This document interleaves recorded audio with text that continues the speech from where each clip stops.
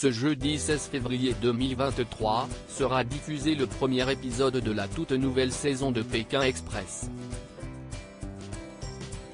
Stéphane Rothenberg était invité sur le plateau de Buzz Télévision, ce mercredi 15 février, et a fait des révélations pour le moins choquantes sur les coulisses du tournage.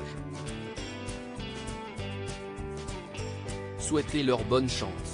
Cette saison, les candidats de Pékin Express vont devoir survivre dans 3 pays, la Bolivie, le Paraguay et le Brésil. Les fans de l'émission ont hâte de découvrir dès demain les aventures de Stéphane Rothenberg et de sa nouvelle équipe, en Amérique du Sud.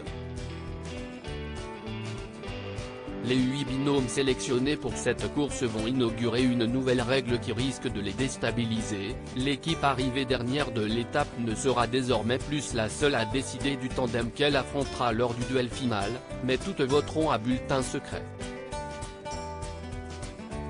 On a hâte de rencontrer les nouveaux candidats, d'autant que les conditions du tournage de cette saison ont été pour le moins extrêmes. Le gourmet de Top Chef se rappelle avec une pointe de répulsion sa rencontre avec une Parapondra clavata, communément appelée fourmi-balle de fusil, une bête qui doit son nom à la douleur qu'inflige la piqûre de son dard. Si est la pire expérience que j'ai dû endurer car sa mort, si est très agressif, et il n'y a pas de remède, s'est-il souvenu sur RTL.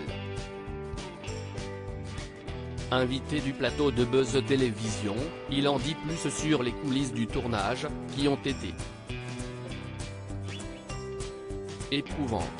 Notre équipe médicale était suréquipée. Stéphane Rothenberg est un warrior, mais même lui reconnaît que cette année, les conditions de tournage ont été particulièrement compliquées. Pour le premier épisode, on a quitté Paris le 23 août, il faisait très chaud et beau et, on est arrivé à 4000 mètres d'altitude à La Paz en hiver. Il faisait froid.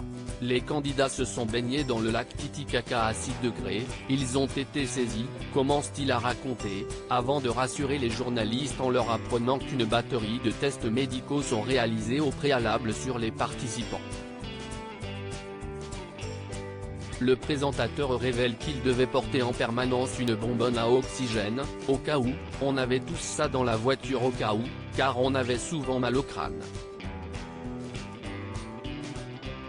Notre équipe médicale était suréquipée par rapport au Paraguay et au Brésil. Une saison qui s'annonce chaude bouillante.